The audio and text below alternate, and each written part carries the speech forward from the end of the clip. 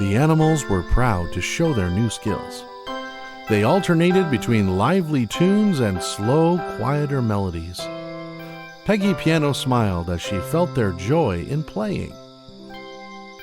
Coming to a close of the lesson, Lolly gathered the animals and reminded them of a deeper truth. Remember, my dear friends, like the other birds and all the flowers, we too can praise Jesus. He died for everyone because he loves us. Our melodies are a sweet offering to him. The animals listened, their hearts warmed by his words. As they made their way home, the echoes of their harmonious melodies lingered in the warm air.